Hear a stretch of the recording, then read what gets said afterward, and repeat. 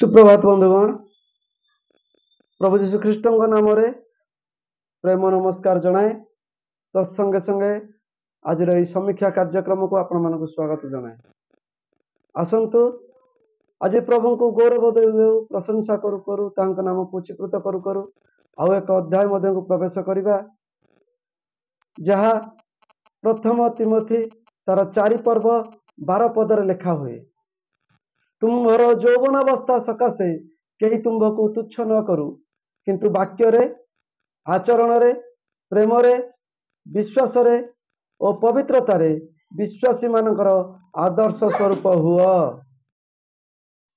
तुम्हार यौवनावस्था सकाशे कहीं तुम्भको तुच्छ न करू, किंतु वाक्य रे, आचरण रे, प्रेम रे, विश्वास रे और पवित्रता रे विश्वासी मानकर आदर्श स्वरूप हुआ। यही स्थान रे आमे किसी विषय को अनुध्यान करिबा अल्प समय कौन ना यही स्थान रे प्रकार लिखा जाए जे यौवन अवस्था सकाशु कहीं तुमको तुच्छ न करू, किंतु वाक्य रे मोर प्रिय माने आमनकर कथावार्ता आमनकर उच्चारण क्यों प्रकार ए वाक्य रे आमे अन्य विश्वासी मानकर अन्य सह विश्वासी मानकर आदर्श स्वरूप हेबा उचित। द्वितीय रे आमर आचरण आमर चालीचलन आमर व्यवहार क्यों प्रकार ताकु समीक्षा करू। आमनकर आचरण रे मध्य आम माने अन्य विश्वासी मानकर आदर्श स्वरूप हेबार उचित।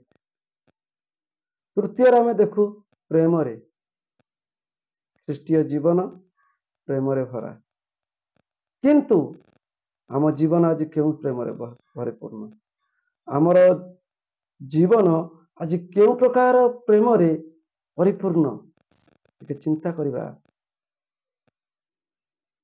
जगतर धन जगतर सम्मान आत्मीय स्वजन सुंदर चेहरा सुंदर पोशाक सुंदर घर यही समस्त प्रेम रे आमे अन्य मानकर आदर्श हेउछु ना ख्रीष्टीय प्रेम जहाँ को आगापे कहा जाए से प्रेम रे अन्य मानकर आदर्श स्वरूप हेउछु टिके समीक्षा करी देखिबा।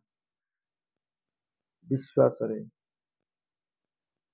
तो क्या कष्ट लगी पारे आमनकर विश्वास एते दुर्बल आम पिलार देह खराब हेले आम पिलार आम परिवार कौन दुख पड़े आम सांगे सांगे मंत्रज्ञ तंत्रज्ञ मान निकट को दौड़ी जाऊँ।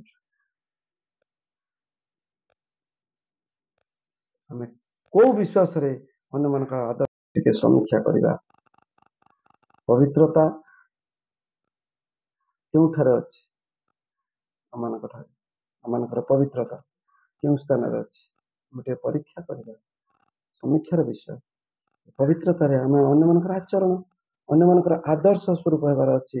यीशु निजे कहले पवित्रता विहीन रे केही पिता को दर्शन करि पारे नहीं। पिता पवित्र मैं पवित्र तुम्हें माने पवित्र हो। पवित्रता रे मध्य आमने अन्य मानकर आदर्श स्वरूप हेबार अच्छी। ये माने निज को चिंता करू आमनकर वाक्य आमनकर आचरण आमनकर प्रेम आमनकर विश्वास आमनकर पवित्रता आज कहा को गौरवान्वित करूअछि कहार आदर्श स्वरूप होउछि। हमर एई आदर्श गुड़िक